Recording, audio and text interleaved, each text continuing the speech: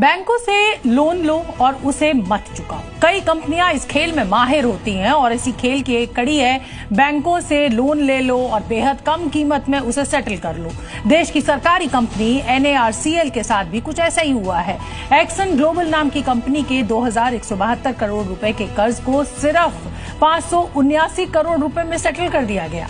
और इसी से मिलता जुलता मामला दिल्ली के भीकाजी कामा पैलेस में मौजूद मशहूर होटल हायत रीजेंसी के केस में भी हुआ। उसके कर्ज को भी कम कीमत में सेटल करने की कोशिश की गई, लेकिन सुप्रीम कोर्ट ने सेटलमेंट से जुड़े दस्तावेज और जानकारियां मांगकर प्रक्रिया पर सवाल खड़े कर दिए। सवाल यह है कि सरकारी कंपनी NARCL ने लोन सेटलमेंट में ऐसी स्क्रूटनी कराने की बात आखिर क्यों की?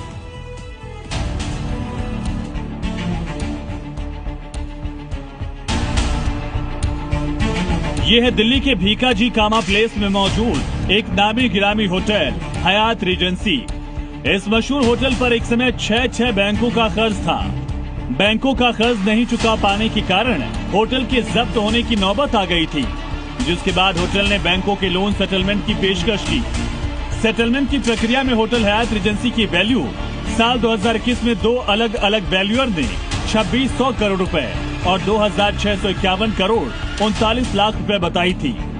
लेकिन जब वन टाइम सेटलमेंट की तैयारी हो रही थी तो होटल की वैल्यू 750 करोड़ रुपए से 865 करोड़ रुपए के बीच आंकी गई। मतलब एक्चुअल कीमत का 1/3 से भी कम। होटल की कीमत और वन टाइम सेटलमेंट के दौरान प्रॉपर्टी की वैल्यू में कमी का मामला सुप्रीम कोर्ट में भी पहुंचा। तब सुप्रीम कोर्ट ने लोन सेटलमेंट से ठीक पहले होटल हयात रीजेंसी की वैल्यूएशन, बैंकों के मूल रिकॉर्ड, बकाया पैसों की जानकारी मांग ली। मकसद ये था कि जिस कीमत पर होटल के लोन का सेटलमेंट हुआ है वो सही है या नहीं।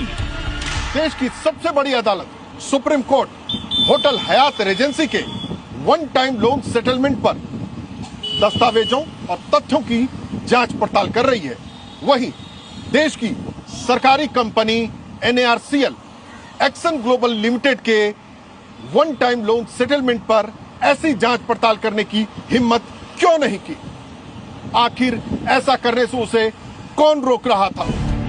NARCL को एक्सन ग्लोबल प्राइवेट लिमिटेड के प्रमोटर अप्रेस गर्ग से 2172 करोड़ रुपए रिकवर करने थे। सरकारी कंपनी NARCL ने सिर्फ 579 करोड़ रुपए में डिफॉल्टर अप्रेस गर्ग को ही लोन सेटलमेंट कर दिया। सरकारी कंपनी ने पब्लिक मनी के 1600 करोड़ रुपए नुकसान करवा दिए। अब सवाल उठ रहे हैं कि NARCL ने पब्लिक के पैसों का नुकसान करने के लिए नियमों की अनदेखी कर दी, क्योंकि सरकारी कंपनी NARCL ने लोन सेटलमेंट के लिए किसी कंपनी को बोली के लिए नहीं बुलाया।